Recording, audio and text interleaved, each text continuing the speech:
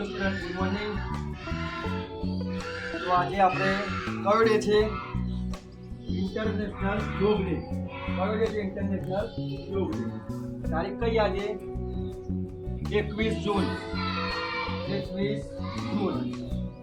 તો આપણે યોગની વાત કરીએ તો આપણા જીવનમાં યોગનું મહત્વ શું છે? યોગ શા માટે કરવા જોઈએ? યોગના ફાયદા શું છે?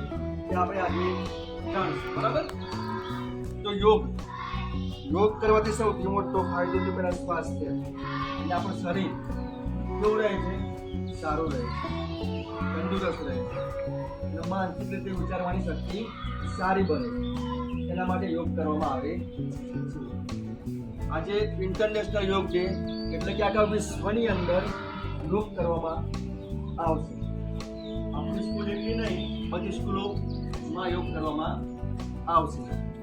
તો આજે બધાએ સરસ મજાના યોગ કરવાના છે અને શીખવાના છે, અને ડેઈલી મોર્નિંગમાં દરેકે કરવાના છે. સવારે વહેલા ઉઠીને ફ્રેશ થઈને સૌથી પહેલા શું કરવાનું? યોગ.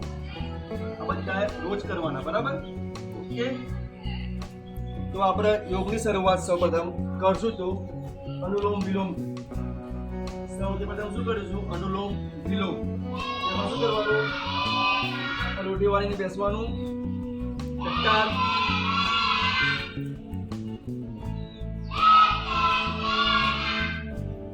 તો સૌપ્રથમ અનુલોમ વિલોમમાં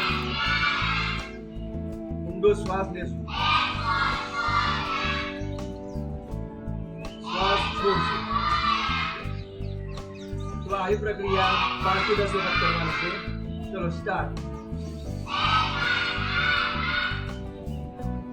જેટલો શ્વાસ ખેંચાય એટલો શ્વાસ ખેંચવાનો. ચલો શ્વાસ છોડો.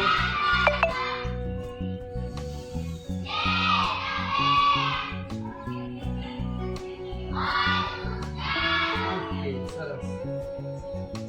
તો આ યોગ અનુલોમ વિલોમ એ આપણે રોજ ઘરે સવારે વહેલા ઉઠીને 5 મિનિટ કરવાનો છે. કેટલા મિનિટ? 5 મિનિટ. દરેક બાળક કરશે? હા કે ના? જોરથી. પછી આપણે જોરથી હસવાનું છે.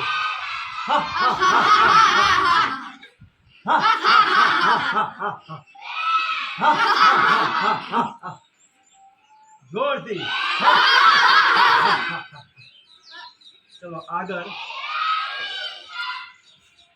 ચલો કપાલભાતી.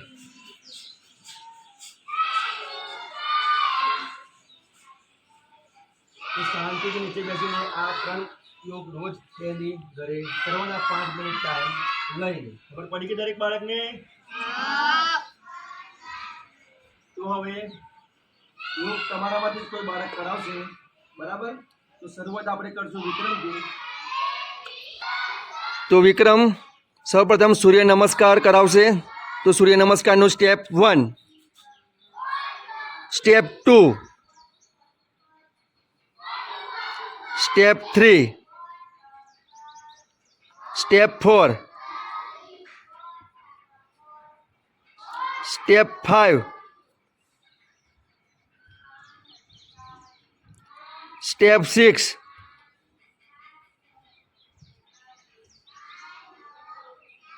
Step 7,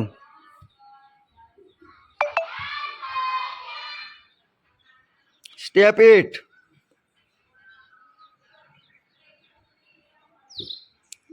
step 9,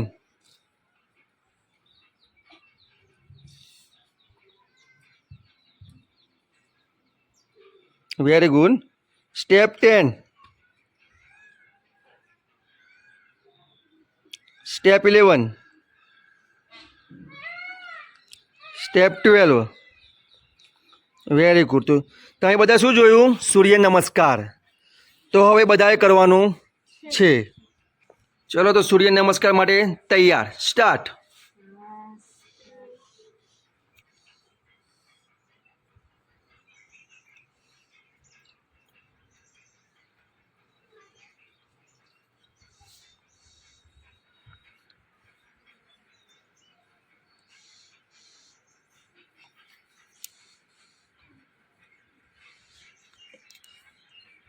next.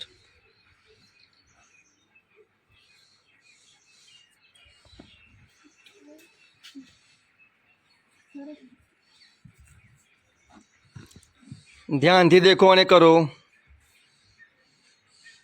Next.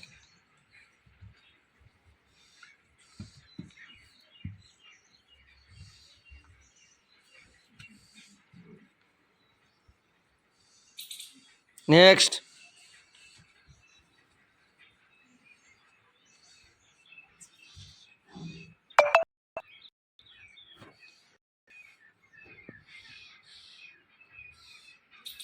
Next.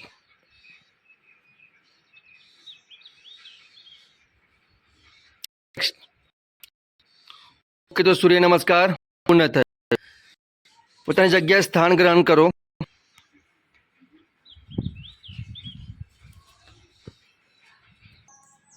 ચલો, તો હવે નેક્સ્ટ યોગ લઈને આવશે અરવિંદ. તો સ્ટાર્ટ કરો અરવિંદ. બધાએ કરવાનું છે. તો આ યોગને કહેવામાં આવશે વશિષ્ઠાસન. કયો યોગ કહેવાશે? વશિષ્ઠાસન. Very good. નેક્સ્ટ.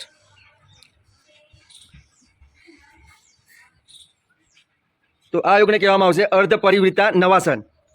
શું કહેવાશે? અર્ધ પરિવૃત્તા નવાસન. તો નેક્સ્ટ આસન આવશે બાણાસન.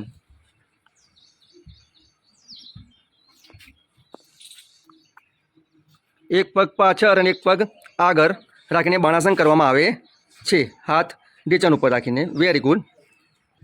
ચલો, તો હવે સરસ મજાનું આસન લઈને આવશે વિવેક. સ્ટાર્ટ. બદ્ધ કોણાર શીર્ષાસન. સરસ મજાનું આસન કર્યું અને વેરી ગુડ. તો ક્લેપ ફોર વિવેક.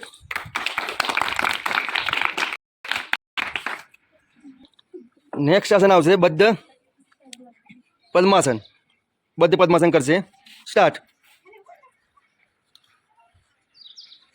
પગ ઉપર પગ ચડાવીને બેસવાનું છે.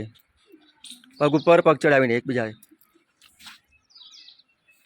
તું વ્યવસ્થિત પગ ભાઈ ચડાવ ને. હા, તડકો લાગે બધાને. ચલો, વેરી ગુડ. ચલો, તો આપણે આજે કયા કયા આસન શીખીએ? સૌપ્રથમ તો અનુલોમ વિલોમ, બરાબર. પછી હસવા વાળું, પછી કપાલભાતિ. પછી આપણે ખાસ શીખીએ સૂર્ય નમસ્કાર. તો આપણે બધા આસનમાં સૌથી બેસ્ટ આસન કયું લાગ્યું? સૂર્ય નમસ્કાર. તો સૂર્ય નમસ્કાર આપણે ડેલી કરવો. ડેલી 3 વખત કરવાનું. કેટલી વખતે? 3 વખત. સૂર્ય નમસ્કારમાં બધા આસન આવી જશે. બીજા બધા આસન બી તમે કરી શકશો શીખાડ્યા એ, બરાબર. શીર્ષાસન જે કર્યું એ શીખવાનું ઘરે ટ્રાય કરવાનું, બરાબર ને.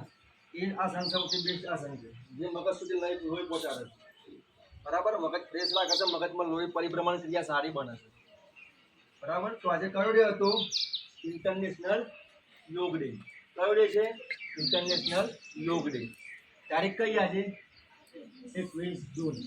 તો આજના દિવસમાં આખા દુનિયામાં યોગ કરાવવામાં આવે છે. તારીખ યાદ રહેશે તમને? 21 જૂન. ઓકે, સરસ. બધું બાળજો.